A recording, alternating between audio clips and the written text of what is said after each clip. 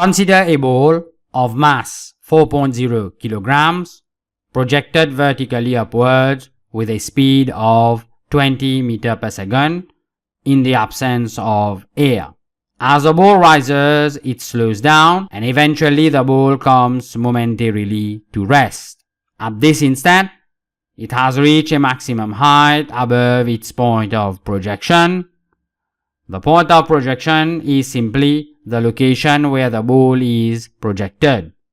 And for our case, it is at the horizontal ground. From an energy perspective, what is happening is that kinetic energy is converting into gravitational potential energy. The kinetic energy, Ek, of the ball when it is moving at a speed v is Ek equals to half mv square, where m is the mass. The gravitational potential energy, Ep, of the ball when it is at a height h above the horizontal ground is mgh, where m is the mass of the ball and g is the gravitational field strength, which is equal to 9.8 Newton per kilograms. As the ball rises, h increases, which means its Ep increases.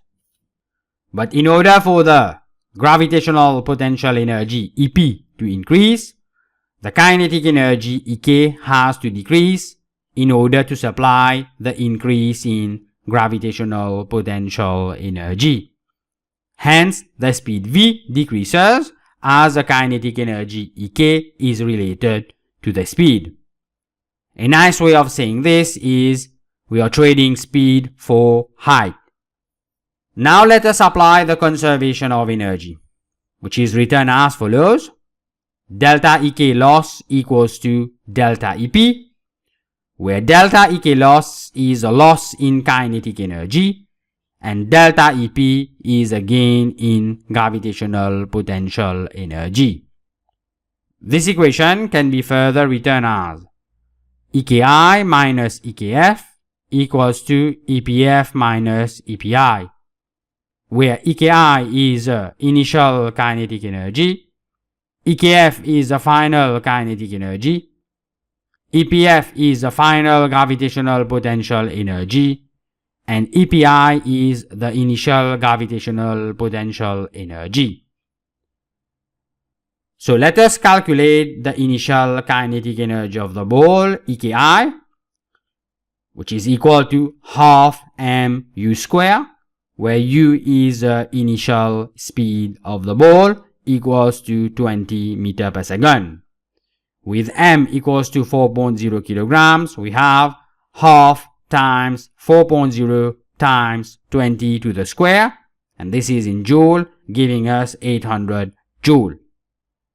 The final kinetic energy Ekf is equal to half mv square, where v is equal to 0 meters per second since the ball is momentarily at rest at the maximum height. So we have half times 4.0 times 0 to the square. This is in joule, giving us 0 joule. When the ball is at the horizontal ground, we have h equals to 0.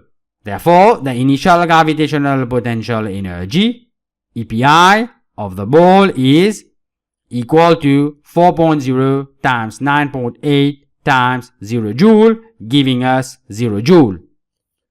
The final gravitational potential energy of the ball when it is at a maximum height capital H above the point of projection is Epf equals to 4.0 times 9.8 times capital H. Now, if we substitute everything into the conservation of energy equation, we have 800 minus 0 equals to 4.0 times 9.8 times capital H minus 0. And if we solve for capital H, we have capital H equals to 20 to two significant figures.